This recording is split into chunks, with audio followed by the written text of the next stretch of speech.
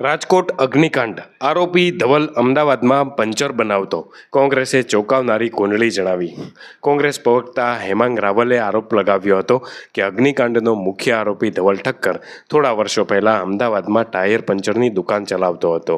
Rajkot TRP અગ્નિકાંડ અકસ્માત નહીં પરંતુ હત્યાકાંડ છે।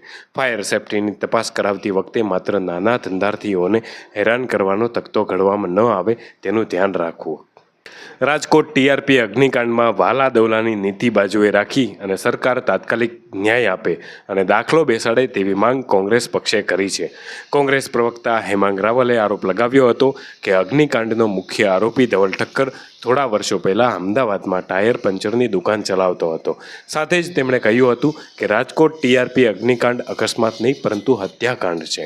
ફાયર સેફ્ટીની તપાસ કરાવતી વખતે માત્ર નાના ધંધાર્થીઓને હેરાન કરવાનો તકતો ઘડવામાં ન આવે તેનું ધ્યાન રાખવું જોઈએ। સરકાર ફાસ્ટ ટ્રેક કોર્ટ બનાવી તાત્કાલિક કડકમાં કડક સજા કરી અને દાખલો બેસાડે અને છેક ઉપરના લેવલ સુધી દોષિતોને સજા કરે તેવી માંગ કરવામાં આવી હતી।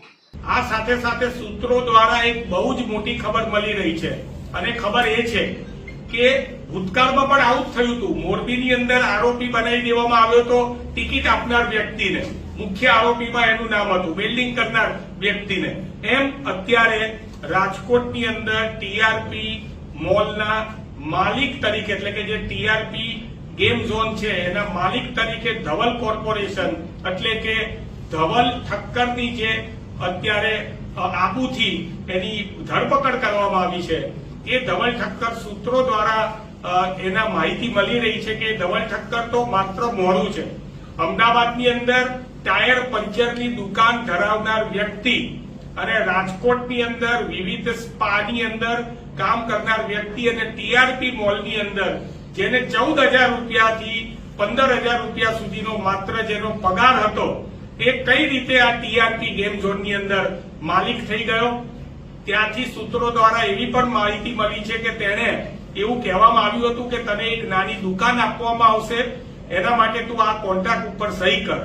એને જયારે દુકાનની માંગણી કરી તો દુકાન માલી નહીં એને, અને એના માલિકોએ એમ કીધું કે હવે નામ કાઢવાનો ખર્ચો 10-15 લાખ થાય તો તારું નામ અમે કન્ટિન્યુ રાખીએ છીએ। હકીકતમાં ધવલ ઠક્કર એ મુખ્ય આરોપી બનાવ્યો છે એનો અમને કોઈ વાંધો નથી, પરંતુ એ ધવલ ઠક્કરનો CDR call detail record check કરીને અસલ આના આરોપીઓ કોણ છે, આની પાછળ પૈસા રોકાણ કરનાર આઈએએસ આઈપીએસ અધિકારીઓ નેતાઓ કોણ છે એની પણ તપાસ થવી જોઈએ।